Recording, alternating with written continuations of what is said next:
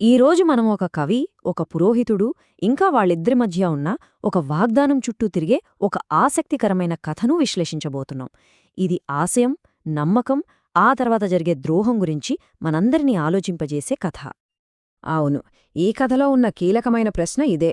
ఒకరి కల నెరవేరడానికి మరొకరి సహాయం అవసరమైనప్పుడు, కాని ఆ సహాయం చేస్తానని మాటిచ్చిన వాళ్లే మోసం చేస్తే దాని పర్యవసనాలు ఎంత తీవ్రంగా ఉంటాయి? సరే, ఈ ప్రశ్నలకు సమాధానాలు తెలుసుకోవాలంటే మనం కథలోకి వెళ్లాల్సిందే.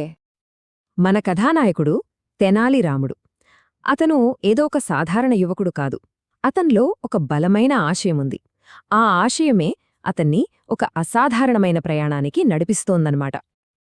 తెనాలి అనే ఊరికి చెందిన ఈ ప్రతిభావంతుడైన కవికి ఒకే ఒక్క కల ఉండేది. ఎలాగైనా సరే శ్రీకృష్ణదేవరాయల ఆస్థానంలో, ఆ దర్బార్లో ఒక ముఖ్యమైన స్థానం సంపాదించాలి అని. అతనికి పెళ్లైంది, ఒక కొడుకు కూడా ఉన్నాడు. అయినా సరే కుటుంబ బంధాలు కూడా అతని ఈ బలమైన కోరికను ఆపలేకపోయాయి. మరి కథలో హీరో ఉన్నప్పుడు ఒక విలెన్ కూడా ఉండాలి కదా.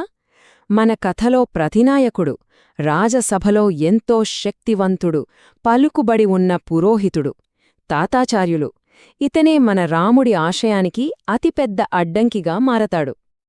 ఈ తాతాచార్యుల స్వభావం చాలా ఆసక్తికరంగా ఉంటుంది. చూడ్డానికి చక్రవర్తి దగ్గర ఎంతో గౌరవమున్న వ్యక్తి. కాని ఆ గౌరవం వెనుక ఒక జిత్తులమారి స్వార్థపూరిత మనస్తత్వం దాగి ఉంది.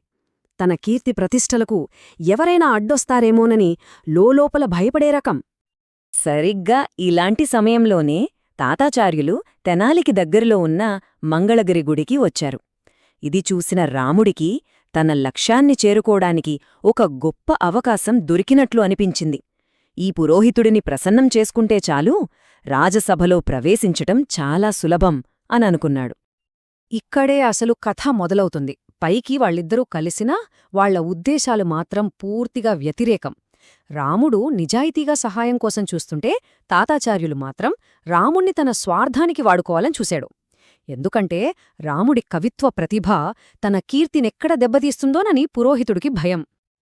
ఇంకేముంది, తన కల ఎలాగైనా నెరవేరుతుందనే ఆశతో రాముడు ఆ పురోహితుడికి పూర్తి అంకితభావంతో సేవ చేయడం మొదలుపెట్టాడు. అతను మంగళగిరిలో ఉన్నన్ని రోజులు పురోహితుడి ప్రతి చిన్న అవసరాన్ని కూడా చాలా శ్రద్ధగా చూసుకున్నాడు. రాముడు తాను రాసిన లింగపురాణమనే కావ్యాన్ని వినిపించినప్పుడు తాతాచార్యులు అతన్ని పొగడ్తలతో ముంచెత్తాడు. కాని ఈ ప్రశంసల వెనుక ఉన్నది నిజాయితీ కాదు, కేవలం ఒక వంచన, ఒక మోసం మాత్రమే. అవును, ఆ పొగడ్తలన్నీ నిజానికి అసూయలోంచి పుట్టినవే. రాజసభలో రాముళ్లాంటి ప్రతిభ ఉన్న కవి వస్తే తన స్థానానికి ఎక్కడ ముప్పు వస్తుందోనని అతను భయపడ్డాడు. చివరికి పురోహితుడు విజయనగరానికి తిరిగి వెళ్ళిపోవాల్సిన రోజు రానే వచ్చింది.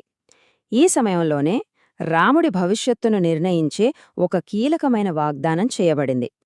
తాతాచార్యులు ఈ అబద్ధపు వాగ్దానం చేశాడు.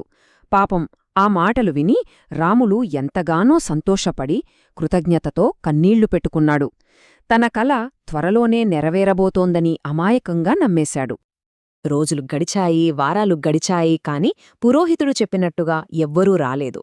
రాముడు సుదీర్ఘ నిరీక్షణ అంతా వృధా అయిపోయింది. ఆ నిశ్శబ్దం అతన్ని ఎంతో బాధపెట్టింది.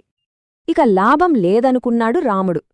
అందుకే తనే స్వయంగా రంగంలోకి దిగి తన భార్య, బిడ్డతో కలిసి విజయనగరానికి బయల్దేరాడు. ఆ ప్రయాణం చాలా కష్టంగా ఉన్నప్పటికీ పురోహితుడు తన మాట నిలబెట్టుకుంటాడనే చిన్న ఆశతో ముందుకు సాగాడు. కష్టపడి పురోహితుడి ఇంటికి చేరుకుని తన రాక గురించి చెప్పినప్పుడు ఒక సేవకుడి ద్వారా ఈ చల్లని, నిర్ఘాంతపరిచే సమాధానం వచ్చింది. ఆ ఒక్క క్షణం రాముడి గుండె బద్దలైనట్టయింది. ఈ ద్రోహాన్ని తట్టుకోలేక రాముడికి విపరీతమైన కోపం వచ్చింది. అతను నేరుగా లోపలికి దూసుకెళ్లి పురోహితుణ్ణి నిలదీశాడు.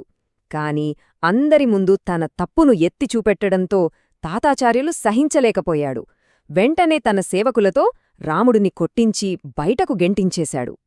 ఈ క్రూరమైన తిరస్కరణ తర్వాత రాముడు తీవ్రమైన విచారంలో, నిరాశలో మునిగిపోయాడు. అవమాన భారంతో కుంగిపోయాడు. తన కలలన్నీ తన కళ్లముందే ముక్కలైపోయాయి. కాని ఆ అవమానమే అతనిలో ప్రతీకార జ్వాలను రగిలించింది. బాధితుడుగా మిగిలిపోవడానికి అతనిష్టపడలేదు. ఆ పురోహితుడికి తగిన గుణపాఠం చెప్పాలని గట్టిగా నిశ్చయించుకున్నాడు. ఇది మనల్ని ఒక ఆసక్తికరమైన ప్రశ్న దగ్గరకు తీసుకొస్తుంది. ఒకవైపు అవమానించబడిన ఒక కవి, మరోవైపు అధికారం, పలుకుబడి ఉన్న ఒక పురోహితుడు.